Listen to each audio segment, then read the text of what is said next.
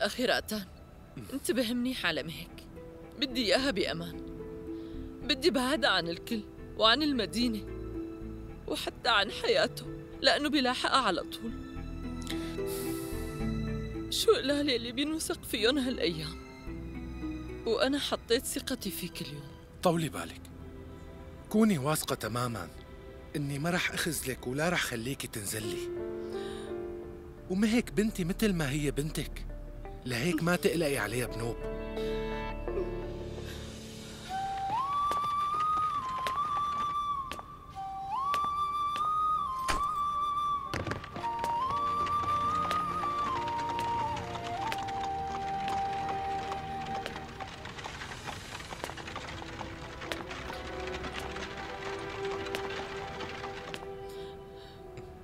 مهك، خدي هالتذكرة. العم راتان رح يكون معك وينتبه عليكي. صار لازم نمشي، رجاءً انتبهي على حالك. عن إذنك. مع السلامة. هاتي عنك. مهك، عملت هالشي لمصلحتك بنتي. لا تزعلي مرت عمي، ما حدا رح يعرف لوين رايحة ووين رح كون، وأكيد شوريا ما رح يعرف مكاني، وهيك بكون أنا حققت لك أمنيتك. صح شوريا كان له تأثير علي من قبل، بس هلأ لا. أنا بدي أسمع كلامك وبس، ورح أعمل شو ما بدك. خلينا نروح. يلا بنتي.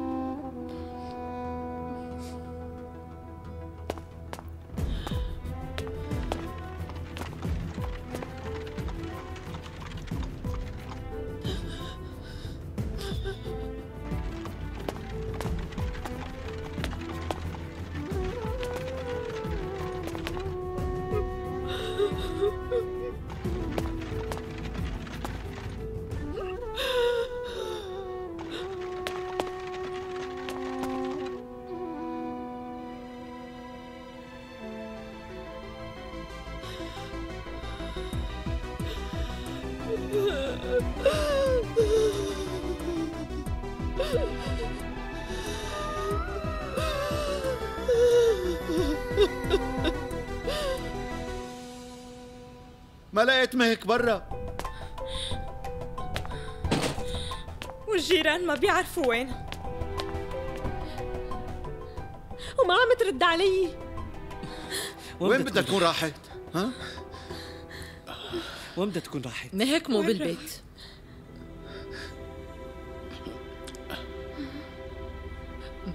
أنا بعتها لمكان بعيد كتير. شو قصدك يعني؟ لوين بعتيها ها؟ لوين ولا شو؟ ما فيني أقول لك شي. لك شو هالحكي هذا؟ أمي شو هالحكي؟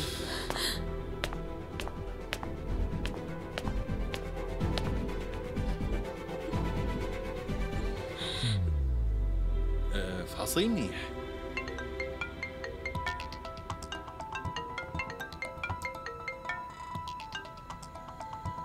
ايه سونال؟ شوريا بترجاك ساعدني،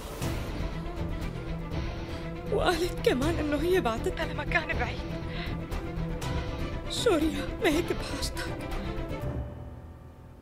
أخي شوفي.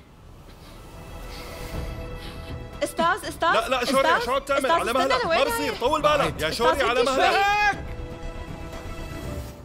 احكي شو يعني بعتيها لمكان بعيد؟ طيب مع مين راحت كمان؟ وبعدين ليش ما عم ترد على التليفون؟ كأنت أنت شو عملتي بهي البنت؟ ها؟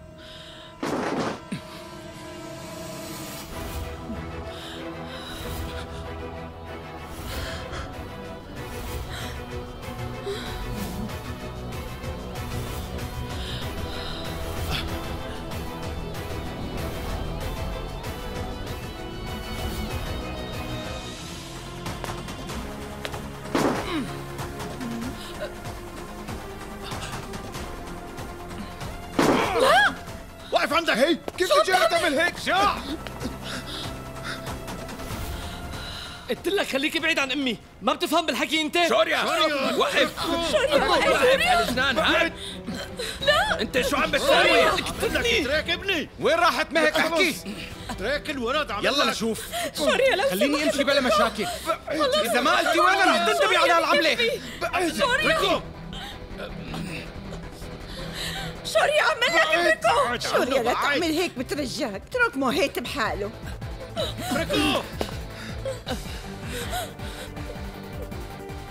جاوبيني بسرعه، وين مهك؟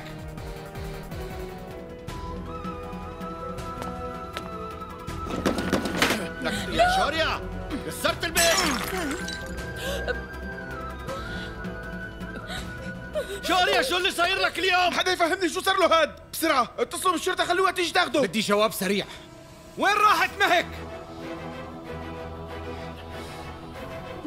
يا ولد لا شو عم تعمل انت؟ شوريا انا رح كسر كل البيت ورح دمر كل المدينه اذا ما بتقولي وين راحت مهك. وين مهك؟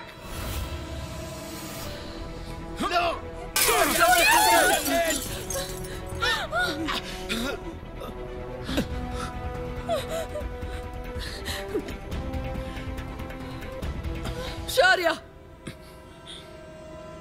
مهك خلص راحت وما عاد رح ترجع، لأنك أنت ما بتستاهل تكون مع ابنه. بغض النظر عن كل شي حاولت إنك أنت تعمله، ما رح تقدر ترجع مهك لحياتك. روح، يلا روح من بيتنا. مو رايح لأعرف وين مهك.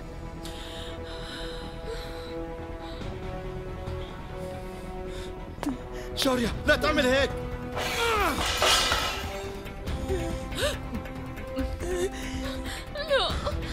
انتوا ليش هيك واقفين عم تتفرجوا؟ اتصلوا بالشرطة، اطلعوا وروحوا نادوا الجيران، هذا الزلمة الطايش رح يدمر بيتنا، يلا تحركوا. اترك من ايدك.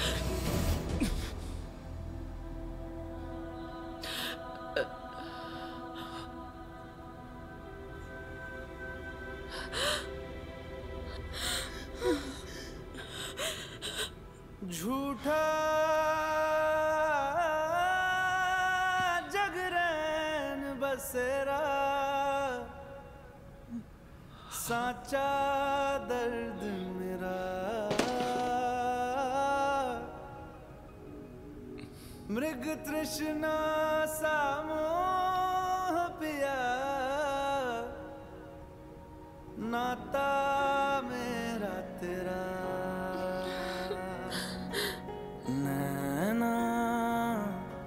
जो सांझ ख्वाब देखते थे नैना बिछड़ के आज रो दिए हैं यूं नैना जो मिल के रात जागते थे नैना सहर में पल के मीचते हैं यूं जुदा हुए कदम जिन्होंने ली थी ये कसम मिलके चलेंगे हरदम अब बांटते हैं ये गम भीगे नैना. شوريا أعمل لك لآخر مرة روح اطلع من بيتنا.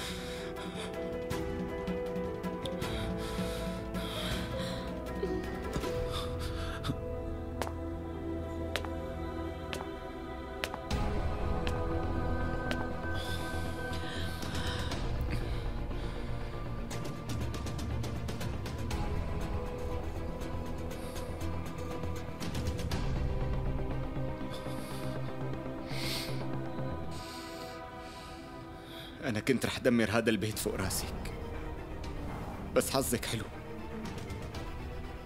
لسه عندها ذكريات حلوة كتير وكلها متعلقة بهذا البيت. رح اتصل بالشرطة يجوا ياخذوك. اتصل بالشرطة، خليهم يجوا منشان يعرفوا كل الحقيقة.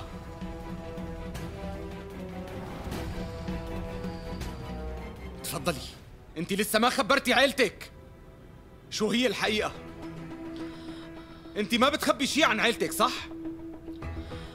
يلا قولي لهم لكان.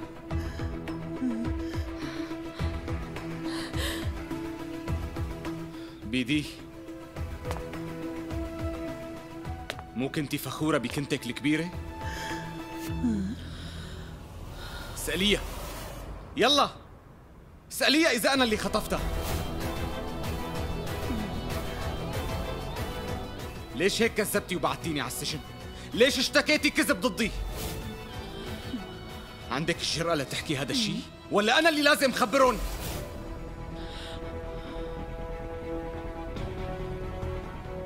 شفتوا كيف ما بتقدر؟ ما فيها تقلكن، أنا رح أقول. هي اتهمتني كذب وكانت متفقة مع كذا شخص وهنن اللي خطفوها، وهالشي كله لحتى بين أنا اللي خطفتها وبالآخر سجنتني. اللي عم يحكيه شوريا مزبوط يا كانتا؟ مزبوط؟ ايه مزبوط، أنا عملت هيك.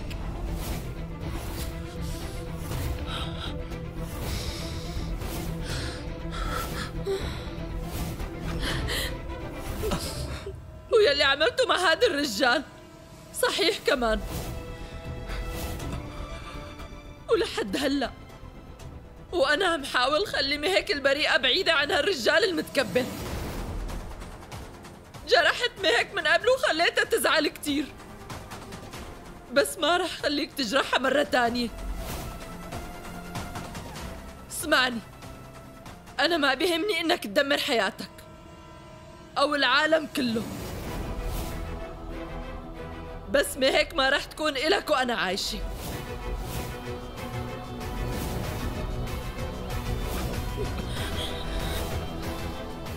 خالتي كانتا، معناها اسمعيني منيح شو رح قلي.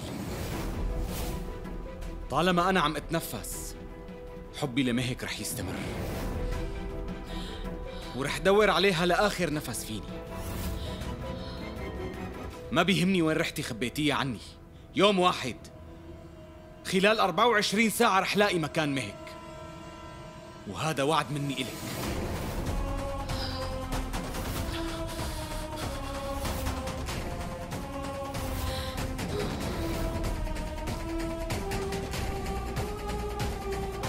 مهيك ما رح تكون إلك غير بالأحلام شوريا، ولا تحلم كتير.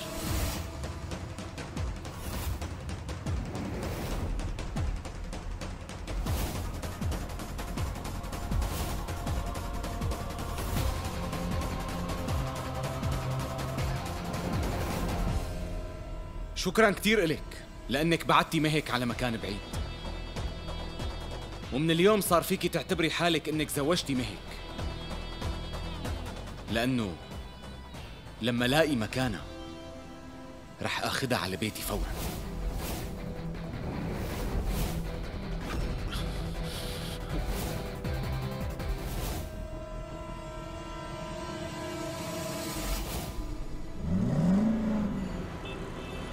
الو فيكي. ايه شوريا؟ سكر المطعم فورا وعطي كل موظف من الموظفين صورة لمهك، خليهم يدوروا المواقف والمطارات، خليهم يسألوا العالم إذا شافوها، بدي لاقي مهك. شوريا اعطيني بس 5 دقايق. ليك لحقت موقع موبايل مهك وعرفت آخر نقطة، آخر اتصال إلها على طريق يامونا السريع. طريق يامونا السريع؟ لفقتي تهمي لشوريا وخليتيه ينحبس ظلم، صح؟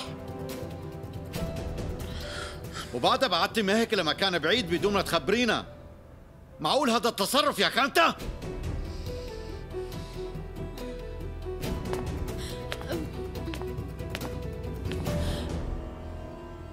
مهك لوين راحت؟ شو ما لنا الحق نعرف وين راحت البنت مثلك؟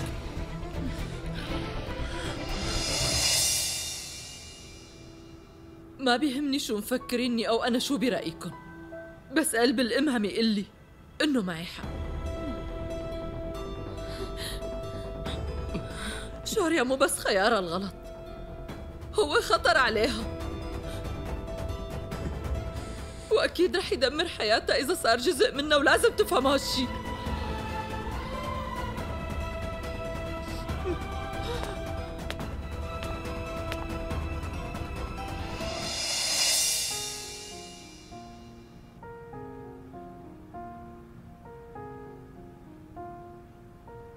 तुम मेरे हो इस पल मेरे हो, कल शायद ये आलम न रहे। कुछ ऐसा हो तुम न रहो, कुछ ऐसा हो हम न रहे। ये रास्ते अलग हो जाए, चलते चलते हम खो जाए।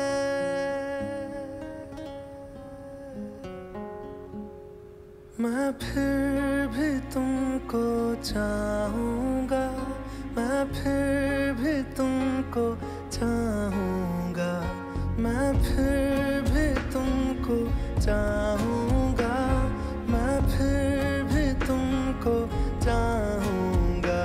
इस चाहत में मर जाऊँगा, मैं फिर भी तुमको चाहूँगा।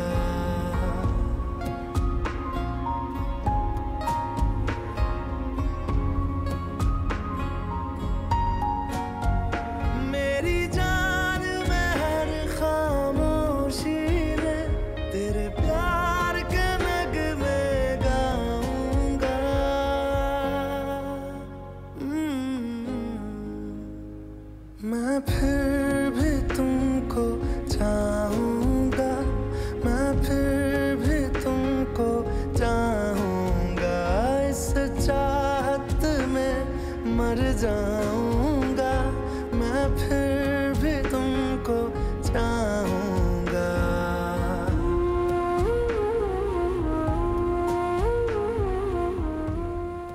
مهك خلينا ناكل شي بنتي. شو رأيك نستريح شوي؟ ايه مو غلط، خلينا ننزل. يلا. عوامة عوامة عوامة ريسة عوامة. تعال اشتري ريسة. ساعدوا العوامة. ريسة شكلها غالية، شكلها غالية. شباب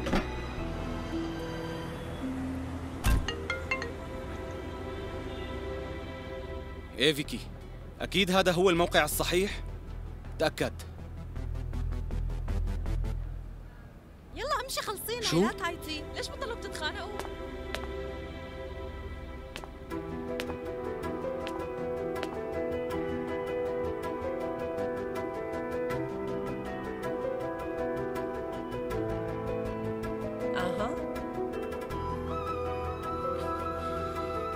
شفتوا هالصبية شي؟ شفتوا لي هالصبية؟ يعني ما شفتوها؟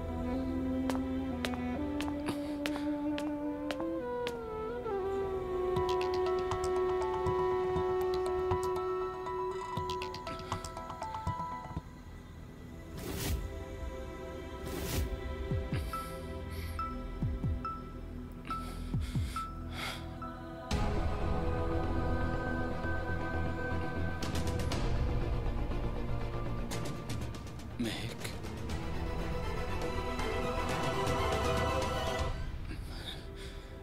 آسف، أنا بعتذر.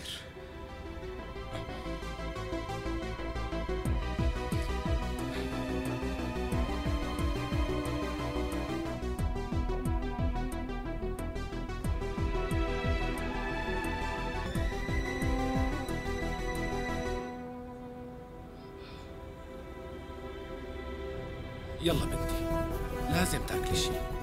لو سمحتي شفتي لي هالصبية؟ لا ما شفتها يا أخي، ما شفتها. طيب شكرا. تعالي معي.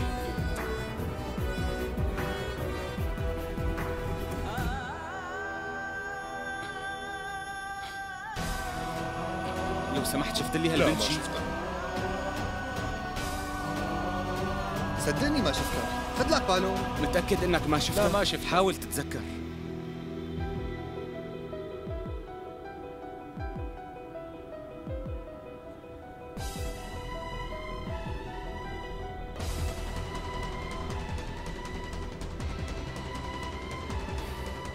وينك انت يا مهك؟ ترى وين بتكوني هلا؟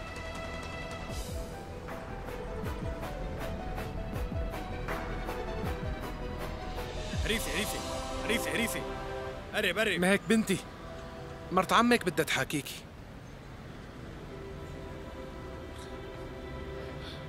ايه مرت عمي.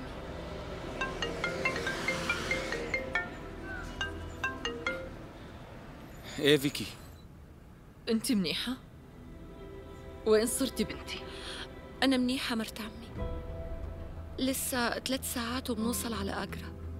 مهيك نحن ما رح نقدر نحكي بعد هلا، عم تفهمي علي؟ بس انت بتعرفي شو لازم تعملي بعد ما سكر. ايه مرت عمي، لا تشغلي بالك. ايه مرت عمي، أنا بدي أسألك،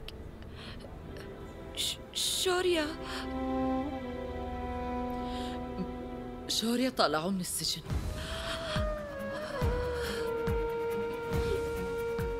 أنا سحبت الشكوى ضده. شكرا، انتبهي منيح على حالك وعلى عيلك كمان.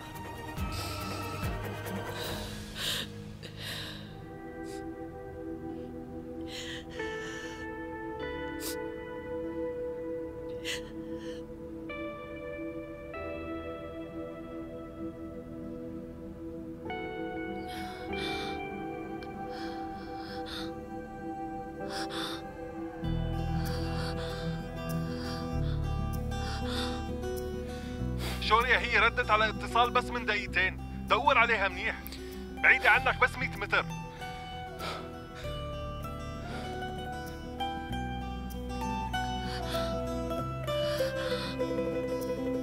बाहों में तेरी आके लगा, मेरा सफर तो यहीं तक है, तुमसे शुरू तुम पे ही खत्म, मेरी कहानी तुम ही तक है। दिल को जो दे राहत सी तुझ में है वो खामोशी, 100 बार तलाश लिया खुद को, कुछ तेरे सिवा न मिला मुझको, सांसों से रिश्ता तोड़ भी लूं, तुमसे तोड़ ना पाऊंगी।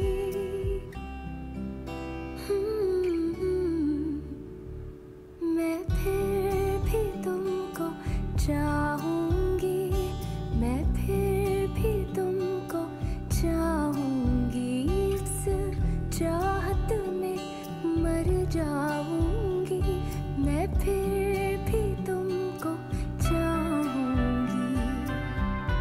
مهك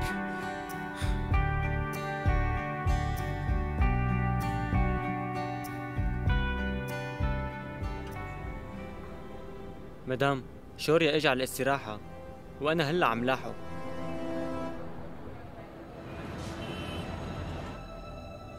تعبنا بهالسفرة اليوم. مهيك ليكي بنتي، بعد كم متر من هون في استراحة، الباص رح يوقف هنيك شي ربع ساعة. ماني مصدق الباص. بتحبي ننزل شوي لترتاحي؟ هلا بس على الاستراحة. طيب.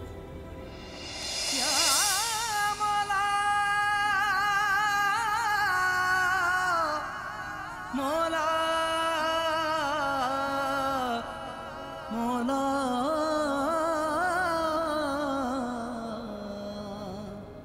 अंजाम से चाहत की, अंजाम से चाहत की ये अनजान है मौला। أنا عم ضحي بساعتي هلا وعم بعد عن الشخص اللي بحبه، بس أنا بتمنى وبطلب دائما إنه يكون منيح. अंजाम से चाहत की अनजान है मौला, ये इश्क आशिक आशिकी नादान है मौला, यार की एक दीद पे कुर्बान है मौला। ओ निगाहे करम मौला, मन तू तो मौला, मन तू तो मौला।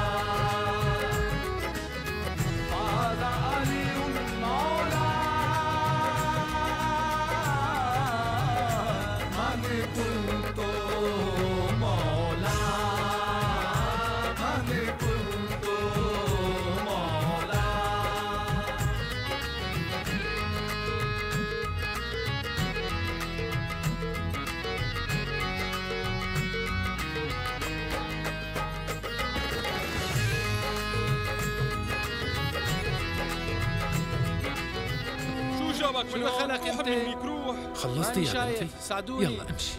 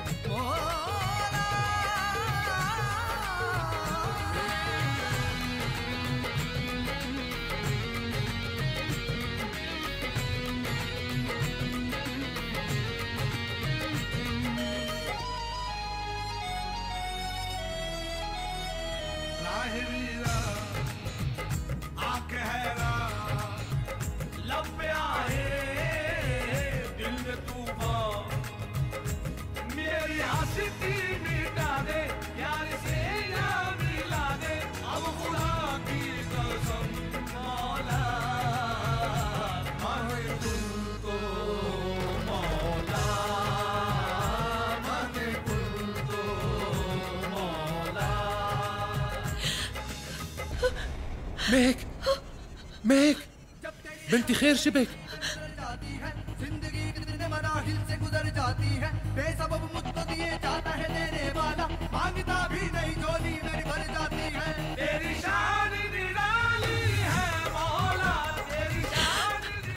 قومي يلا حبيبتي صحصحي شوي. انت منيحة؟ مهك بنتي شو صار لك؟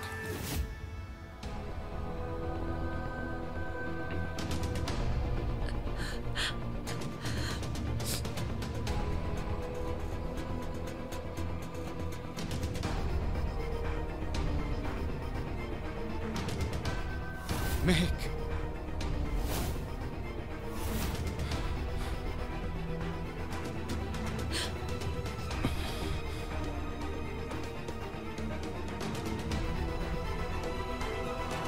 يلا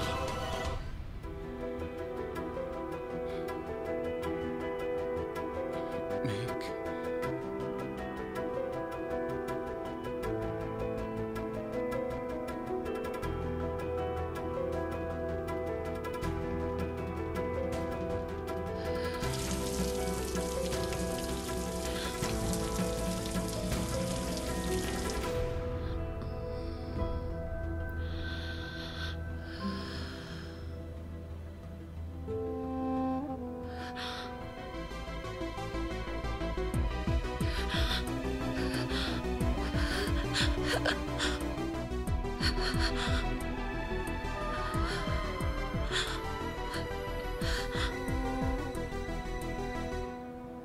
شوريا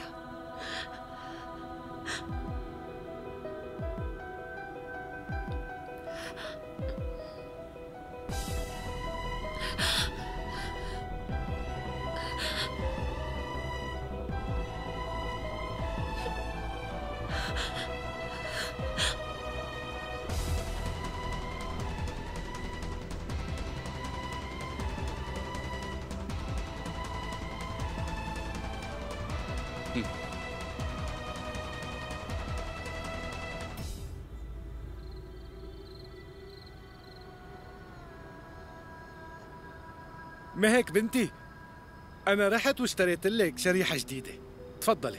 صار فيك تتواصلي مع عائلتك بسهولة، وهالرقم هاد ما حدا من الناس بيعرفه غير مرت عمك كانتا. اطمني ولا تشغلي بالك، هيك ما حدا رح يزعجك أو يتصل فيكي.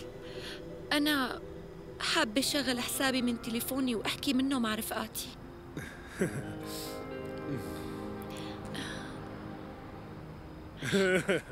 منيح، أنا بحب الصور كتير.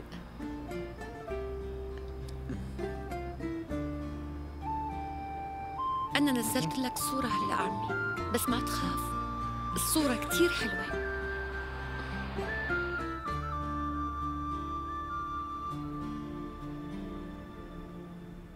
متأكد إني رح لاقي طريقة لأقدر أوصل لك يا مهك.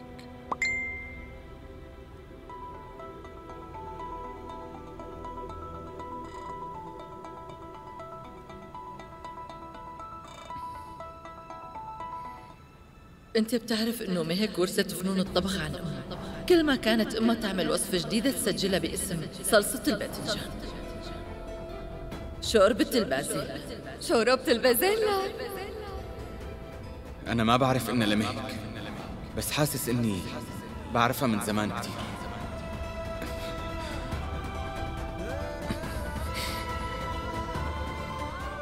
شو بدي أقول لما حاكيكي ميرا شارما؟ حلو كتير، انتي بتشبهي أمك، ناديلك باسمك. فيك تقلي يا أنسة. الفضل لهذا النجاح وجود مهك شارما، وكمان أمها ميرا شارما. ومن هاللحظة هذا الشارع صار اسمه شارع ميرا شارما.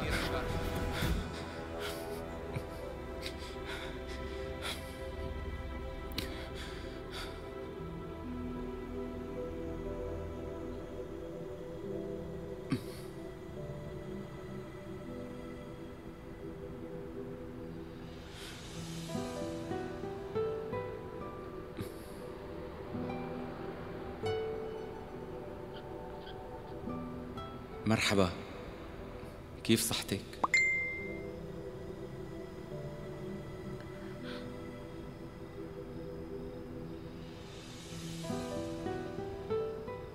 منيحة.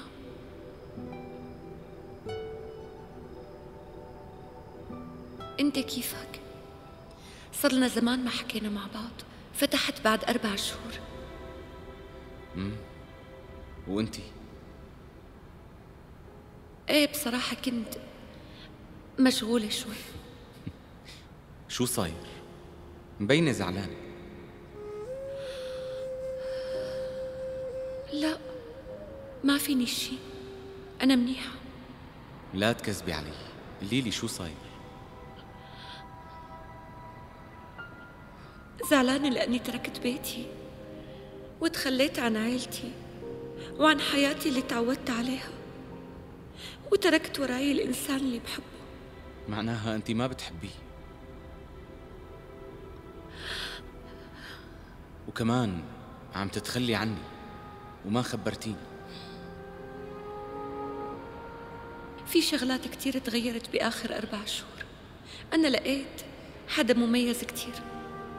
أنت وينك هلا؟ أنا بمدينة الحب، قاعدة قريب كتير من المعلم الأثري، هو مثال عن الحب الأبدي. مهك بنتي، يلا خلينا ناكل شي. تعالي. اسمعني هلا، بدي سكر، انتبه على حالك. المعلم الأثري هو مثال عن الحب.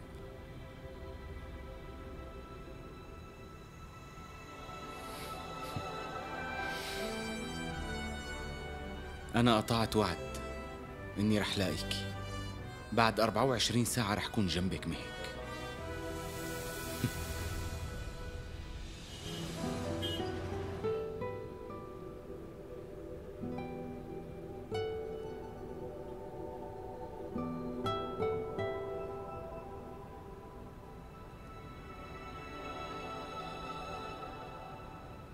يلا اشتغلوا أسرع شوي، كتير منيح. شي حلو. إيه بنتي شي مهك، حلو. شوفي كيف وجودك نور المكان. حبيبتي انت جبتي معك السعادة والفرح. طلعي كيف صرنا كلنا متحمسين ونشيطين. نحن تعلمنا النشاط منك يا حبيبتي. ايه اها ممتاز كتير يا حبيبتي انت.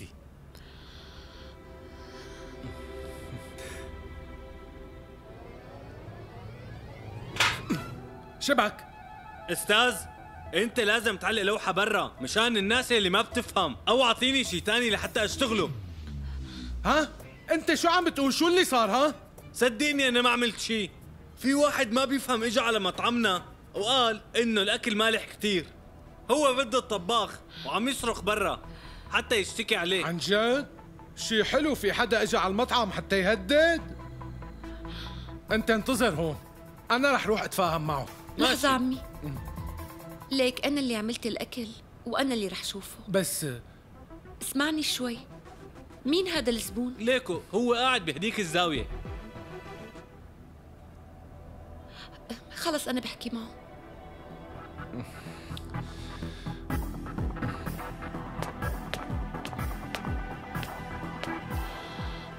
ايه تفضل قلي، ليش ما حبيت الأكل؟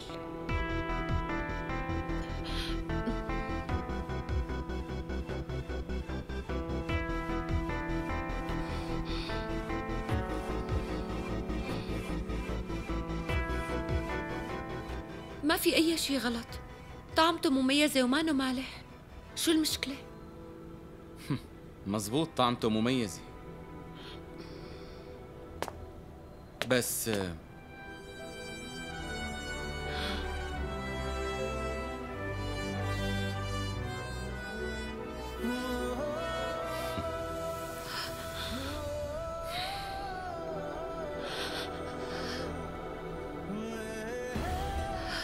واضح انك زعلانة. كنتي عم تبكي وانتي عم تطبخي، صح؟